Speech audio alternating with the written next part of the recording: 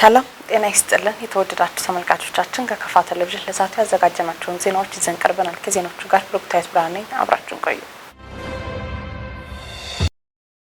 ለቀይ መስቀል ስራ ውጤታማነት ባለድርሻ አካላት የበኩላቸውን መወጣት እንደሚገባቸው ተገለጸ። በኢትዮጵያ ቀይ መስቀል ማህበር የደቡብ ምዕራብ ቅርንጫፍ በበኩሉ ለተቋሙ ተልዕኮ ስኬታማነት በቁርጠኝነት እየሰራ መሆኑን አስታውቋል። ዘገባው የባልደረባችን ናስር ተማምነው በቴሌቪዥን ታቀርባለች። ከከፋ ቴሌቪዥን ጋር ቆይታ ያደረጉት አስተያየት ሰጪዎች ማህበሩን ሁሉም ባለድርሻዎች ሊደግፉ ይገባል ብለዋል።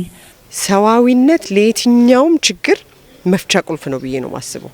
በሀገር አሁን እንደ አካባቢያችን ኢቭን ብታይ ሰዋዊነት ላይ ወይም ሰብአዊነት ላይ ሰው መሆን ላይ ካተኮርክ ብዙ ነገሮች ይቀላሉ ማለት ነው።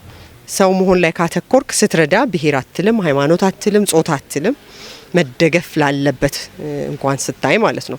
ሌሎች ነገሮችንም በዛው አያይዞ ማየት ይቻላልና ስለዚህ ከዛ አንፃር ሰው አባል ሆኖ ከመታቀፍ ጀምሮ በቀይ መስቀል ማህበር ላይ አባል ሆኖ አስፈላጊውን አስተዋጽኦ ከማድረግ ጀምሮ ሌሎች እጅግ በጣም እንግዲህ አሁን ባለንበት ሁኔታ የተለያየ ችግር ውስጥ የሚኖሩ አካላት ይኖራሉና ለነዛ እንግዲህ በተቋም ደረጃ ትላልቅ ስራዎችን የሚሰራ ተቋም እስከሆነ ድረስ አባል ከማፍራት አባል ከመሆን ጨምሮ ሌሎች አባል እንዲሆኑ ከማድረግ ጨምሮ ስልጠና ከወሰድን ሰዎች ወይም ከባለድርሻ አካላት ይጠበቃል የሚል ህብረተሰቡም ቢሆን ይሄ የሰብአዊነት አገልግሎት ላይ ጥቅሙን አይቶ ጉዳቱን አይቶ እንደዛ አይነት አደጋዎች ችግሮች የተፈጥሮ አደጋ ሲያጋጥም ተረባርቦ አብሮ መስራት ነው መቻል ያለበት። ህብረተሰቡ ይሄ ግንዛቤ መያዝ አለበት። እኛም የኛ ጸጥታ አካላትም ባለድርሻ አካላት በሚያደርጉበት ውይይት ላይ በተለያዩ ነገሮች ላይ አደጋም እንዳይከሰት በተከሰተ ጊዜ ደግሞ ማንኛውም ዜጋ እንደራሳችን አድርገን ለሰው ልጅ የሚሰጠውን ክብር በመስጠት በተቋማት ጎን አብሮ መስራት ነው የሚጠበቅብን። አያይዘውም እነሱም ማህበሩን በመደገፍ ረገድ የበኩላቸውን እንደሚወጡ ተናግረዋል።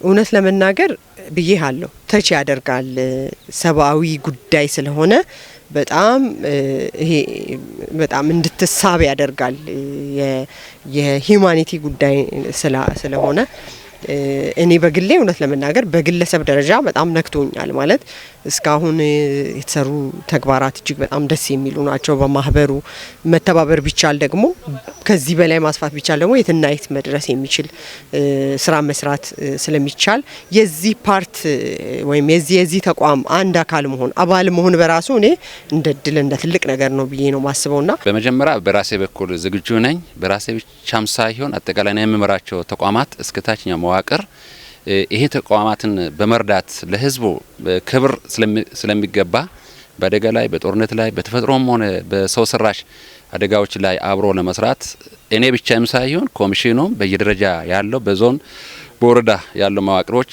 አብሮ በትብብር የሚሰራ መሆኑን እኛ ዝግጁ መሆናችንን ለመግለጽ ፈልጋለሁ። በዚህ ዙሪያ የክልሉ ቀይ መስቀል ቅርንጫፍ ጽህፈት ቤት ተጨማሪ ማብራሪያ አለው። ሰብአዊ አገልግሎትን በገለልተኝነት ባለማዳላት በክልል ውስጥ ለሚያጋጥሙ ተፈጥሯዊና ሰው ሰራሽ ችግሮች ቀድሞ የመገኘትና ሰብአዊነትን ተላብሶ የሚሰራ ማህበር ነው። ለተቸገሩ ወገኖች ድጋፍ ማድረግ ከፈጣሪ ዋጋ የሚያስገኝ መሆኑን በመገንዘብ ቀሪ ተግባራትን ለማስፈጸም ባለድርሻ አካላት የበኩላቸውን ሚና እንዲወጡ የቢጣ ወረዳ ሴቶች ህጻናትና ወጣቶች ጉዳዮች ጽህፈት ቤት ጥሪ ያቀረበ። በወረዳ በክረምት በጎ ፍቃድ አገልግሎት በተደረገው እንቅስቃሴ አበረታች ውጤት ማስመዝገብ መቻሉም ተገልጿል። ዘገባ የባልደረባችን ሳሙኤል ቆጭቶ ነው፣ እንደሚከተለው ይቀርባል።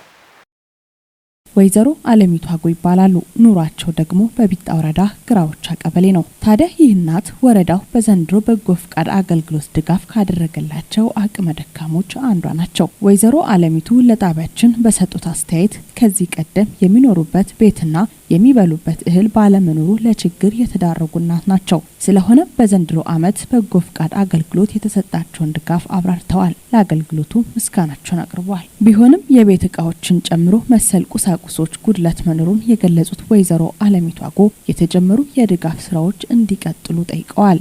የቢጣ ወረዳ ሴቶች ህጻናትና ወጣቶች ጽህፈት ቤት የወጣቶች በጎ ፍቃድ ባለሙያ ወይዘሪት ጀማይነሽ አብደላ እንደገለጹት በዘንድሮ በጎ ፍቃድ አገልግሎት እንቅስቃሴ በሁሉም ዘርፎች በርካታ ተግባራት ተከናውኗል ብለዋል። በእንቅስቃሴውም 32 ሚሊዮን ብር በላይ ከመንግስት ካዜና ማትረፍ መቻሉን አብራርተዋል። የዘንድሮ የበጎ ተግባር ስራ በጣም ከስከዛሬው የተሻለ ስራ ነው የተሰራው። ዘንድሮ በ14ቱ መስክ ተሰርቷል ማለት ይቻላል። ሁሉም ተዳርሷል፣ ያልተሰራ የለም እና በጣም ያረካ ስራም ነው የተሰራው። ቤት አሁን ከቤት ስንነሳ አዲስ ቤት ግንባታ 15 ነበር እቅዳችን፣ 21 ቤት ሰርተናል። እድሳት ላይ ደግሞ 10 ነበር እቅዳችን፣ 22 ቤት አድሰናል። እያንዳንዱን በቃ ከእቅዳችን በላይ ማሳካት የሁሉንም በአረንጓዴ አሻራ መስክ፣ በትምህርት በሁሉም ላይ ከእቅዳችን በላይ ማሳካት ተችሏል ማለት በዘንድሮ እና በዚህም አሁን በገንዘብ ሲተመን ሙሉ ማለት የተሰራው ስራ 16 ሚሊዮን በላይ የመንግስት ወጪ ማዳን እንደሚቻል ነበር እቅዳችን። ግን ከ32 ሚሊዮን በላይ የመንግስት ወጪ ማዳን ተችሏል በዘንድሮ በጎ ተግባር። ለወይዘሮ አለሚቱ የተደረገላቸው ድጋፍ የዚሁ አካል እንደሆነ ገልጸዋል። እናታችን እንግዲህ መጀመሪያ የሚኖርበትን ቤት አይተናል። አሁን ላይ ይሄን ቤት ሰርተን ሰተናቸዋል። እሳቸው ምንም እንትን አላሉም። ሙሉ በበጎ አድራጊ ወጣት ለምን ወጣቱ ከባለ ሀብትም ከምንም ተለምኖ ይሄ ቤት ተሰርቷል። የወረዳው ሴቶች ህጻናትና ወጣቶች ጽህፈት ቤት ምክትል ኃላፊ ወይዘሮ ቆጭቻ ለማየው በበኩላቸው ለወይዘሮ አለሚቱ አጎ የተጀመሩ የድጋፍ ስራዎች ተጠናክረው እንደሚቀጥሉ አንስተዋል። ያው ቤት ምግብ አይሆንምና ቤት ሰርተን መስጠታችን ያው ይታወቃል። ይሁን እንጂ እዛ ውስጥ የሚሟሉ እቃዎች ብዙ የጎደሉ ነገሮች አሉ። እሱን ለማሟላትም ደግሞ ጥረት እያደረግን ነው። ያላለቀ ነገሮችን ለመጨረስ እንደገና የጎደለውን ነገር ለማሙላት እሱን ጥረት እያደረግን ስለሆነ በዚህ ልክ ደግሞ ምንም የምትበላው ነገር ስለሌለ በእኛ ቢሮ እንደገና ድጋፍ ለማድረግ እህሎችን ምናምን ሰብስበን ለመስጠት ጥረት እያደረግን ስለሆነ መጀመሪያ መኖሪያዋን ስላገኘች ውስጥ ማሟላቱ ስለማይከብድ ብለን አሁን እቅድ ይዘናል።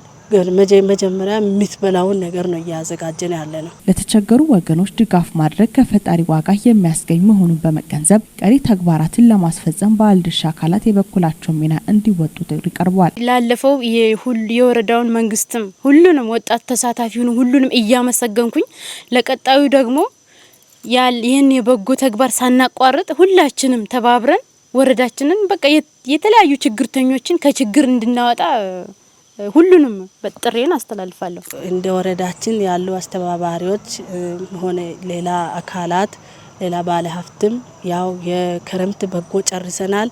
አሁን ደግሞ የበጋ በጎ ላይ በጥረት እንዲደግፉና ከኛ ጎን እንዲሆኑ ነው እኔ መልእክት የሚያስተላልፈው። በወረዳው በዘንድሮ በጎ ፍቃድ አገልግሎት ተግባር ከ12000 በላይ ዜጎች መሳተፋቸውን ከጽህፈት ቤቱ የተገኘ መረጃ ያመለክታል። በየሴክተሩ ያሉ አደረጃጀቶችን አጠናክሮ በማስቀጠል ባለሙያዎችን ለቀጣይ ተልዕኮ ዝግጁ ማድረግ እንደሚገባ ተገለጸ። ይህ የተገለጸው በካፋ ዞን ገዋታ ወረዳ በተካሄደው የመንግስትና የፓርቲ አፈጻጸም ግምገማ የማጠቃለያ መርሃ ግብር ላይ ነው። ዘገባ የገዋታ ወረዳ መንግስት ኮሙኒኬሽን ነው፣ እንደሚከተል ይቀርባል።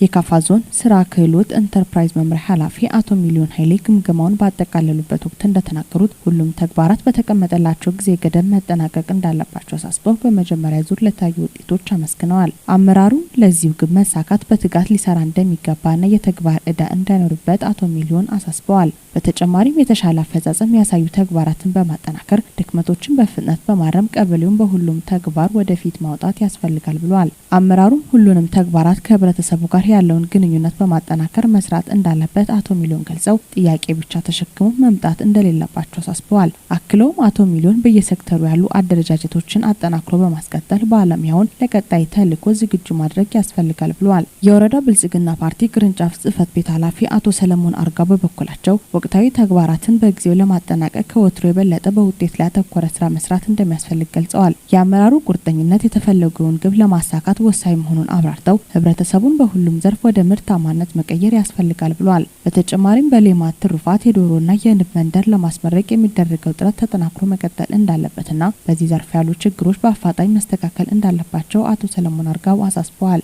አክሎም አቶ ሰለሞን በአንዳንድ ተግባራት ላይ የታዩ መሻሻሎች በሌሎች ተግባራት ላይ እንዲንጸባረቁ አመራሩ ትኩረት ሰጥቶ መስራት እንዳለበት ተናግረዋል። በመጨረሻም እያንዳንዱ ተግባር በዝርዝር ከተገመገመ በኋላ በቀጣይ ስለሚከናወኑ ተግባራት አቅጣጫ በማስቀመጥ መድረኩ ተጠናቋል። በካፋ ዞን የዋቻ ከተማ የዓመታት የመልካም አስተዳደር ጥያቄ ሆኖ የቆየው የንጹህ መጠጥ ውሃ ችግር መፍትሄ ማግኘቱን ነዋሪዎች ገለጹ። መንግስት የህብረተሰቡን የልማትና የመልካም አስተዳደር ጥያቄዎችን ለመመለስ የሚያስችሉን የተለያዩ ማህበራዊና ኢኮኖሚያዊ ተጠቃሚነትን የሚያጎለብቱ ተግባራት ስለመሆኑን ተናግረዋል። ዘገባው የደቡብ ራዲዮና ቴሌቪዥን ድርጅት ቦንጋ ቅርንጫፍ ነው። አማኑኤል ክንፍ ያቀርበዋል።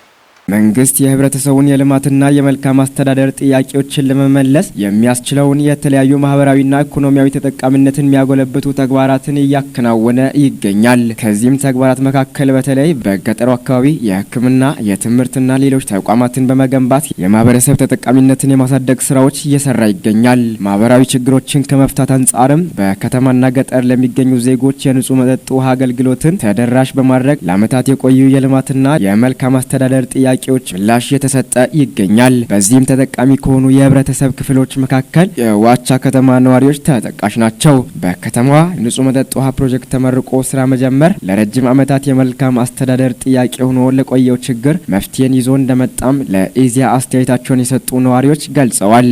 የከተማው ነዋሪ የሆኑት አቶ ጌታቸው አስፋው ከዚህ ቀደም በንጹህ መጠጥ ውሃ እጦት ይቸገሩ እንደነበር ጠቁመው በክልሉ መንግስት ተገንብቶ ለአገልግሎት ክፍት የሆነው ፕሮጀክትም ችግሩን ሙሉ በሙሉ አስወግዶታል ብለዋል። ፕሮጀክቱ ከመመረቁ በፊት ምንም አይነት የቧንቧ ውሃ በከተማው እንዳልነበረና የጉድጓድና የምንጭ ውሃ ለመጠጥ ይጠቀሙ እንደነበር የተናገሩት ደግሞ ሌላኛው የከተማው ነዋሪ አቶ መላኩ ካፍቲመር ናቸው። ችግራቸው እንዲፈታላቸው ለበርካታ ጊዜያት ጥያቄ ቢያቀርቡም ሰሚ አጥተው በጫና ውስጥ እንደቆዩና አሁን በለውጡ መንግስት የውሃ ፕሮጀክት ተገንብቶ ለአገልግሎት በመብቃቱ ትልቅ እፎይታ እንዳገኙም ተናግረዋል። ኢትዮጵያ በሩዝ ምርት ራሷን ለመቻል የጀመረቻቸው ስራዎች ተጨባጭ ውጤት እያስመዘገቡ መሆናቸውን ግብርና ሚኒስቴር ገለጸ። ኢትዮጵያ በሩዝ ምርት ራሷን ለመቻል የጀመረችው ስትራቴጂ ከፍተኛ ትኩረት ተሰጥቶ የተሰራበት ይገኛል ሲሉ በሚኒስቴሩ የሰብል ልማት መሪ ስራ አስፈጻሚ ኢሳያስ ለማ ለኢዜአ ተናግረዋል። ቤተልሔም ምሩ ኢትዮጵያ በስንዴ ምርት ያስመዘገበችውን ውጤት በተመሳሳይ ስልት በሩዝ ምርት ለመድገም እቅድ ነድፋ በትኩረት እየሰራች ትገኛለች። በዚህም በተለያዩ ክልሎች ሩዝ አምራች አርሶ አደሮችን በክላስተር በማደራጀት ወደ ተግባር በማስገባት ከፍተኛ ውጤት እየተመዘገበና የሩዝ ምርት ፍላጎትን በሀገር ውስጥ ምርት ለማሟላት የተጀመረው እርምጃ ፍሬ እያፈራ ይገኛል። ለአብነት በኢትዮጵያ በ2010 ዓመተ ምህረት የሩዝ ምርት 1.5 ሚሊዮን ኩንታል ብቻ የነበረ ሲሆን በተጠናቀቀው በጀት ዓመት ወደ 63 ሚሊዮን ኩንታል ከፍ ማድረግ መቻሉን መረጃዎች ያመላክታሉ። ይህም የሀገሪቱን የምግብ ዋስትና ከማረጋገጥ አኳያ ጉልህ ሚና ይጫወታል። በግብርና ሚኒስቴር የሰብል ልማት መሪ ስራ አስፈጻሚ አቶ ኢሳያስ ለማ የሩዝ ምርታማነትን በማሳደግ ከውጭ የሚገባውን ምርት ሙሉ በሙሉ ለማስቀረት እየተካሄዱ ያሉ ተግባራት ውጤታማ ናቸው ብለዋል። በ7 ዓመታት ውስጥ ከፍተኛ እድገት ያሳየ መሆኑን ጠቁመው በዚህም ኢትዮጵያ በሩዝ ምርት የያዘችው ግብ በተጨባጭ ውጤት እያስመዘገበ መሆኑን ተናግረዋል። የሩዝ ምርትን ለማሳደግ የተለያዩ ስራዎች እየተሰሩ መሆኑን ጠቁመው የአምራች አካባቢዎች መለየትና ማስፋፋት ብሎም የቴክኖሎጂ ተደራሽነትን ማስፋት ከተከናወኑ ተግባራት መካከል ተጠቃሽ መሆናቸውን ገልጸዋል። በአሁኑ ጊዜ 1.6 ሚሊዮን ሄክታር መሬት በሩዝ ሰብል መሸፈኑን ጠቁመው ከዚህም 76 ሚሊዮን ኩንታል ምርት ለመሰብሰብ መታቀዱን ጠቅሰዋል። በዘር ከተሸፈነው መሬት 1.2 ሚሊዮን ሄክታር የሚሆነው በኩታ ገጠም መታረሱን ገልጸው ኩታ ገጠም የአስተራረስ ዘዴ ምርታማነትን በማሳደግ ረገድ ትልቅ ሚና እየተጫወተ ይገኛል ብለዋል። የሩዝ ምርትና ምርታማነትን ለማሳደግ በተለያዩ ክልሎች የተለያዩ ማህበራት እንዲደራጁና ወደ ስራ እንዲገቡ መደረጉንም አክለው ገልጸዋል። አርሶ አደሩ በድህረ ምርት ወቅት ብክነትን ለመቀነስ ተገቢውን ጥንቃቄ በማድረግ መስራት እንዳለበት አስገንዝበዋል። የተከበራችሁ ተመልካቾቻችን ከከፋ ቴሌቪዥን ለዛቱ ያዘጋጀናቸው ዜናዎች እስካሁኖቹ ነበሩ። ዜናዎቹን በመምራት ብሩክታይት ብርሃኑ አብራችሁ ቆይታ አደረኩኝ። ቀሪ ጠበችን መሰናዶች ይቀጥላሉ። በእኔ በኩል መልካም ጊዜ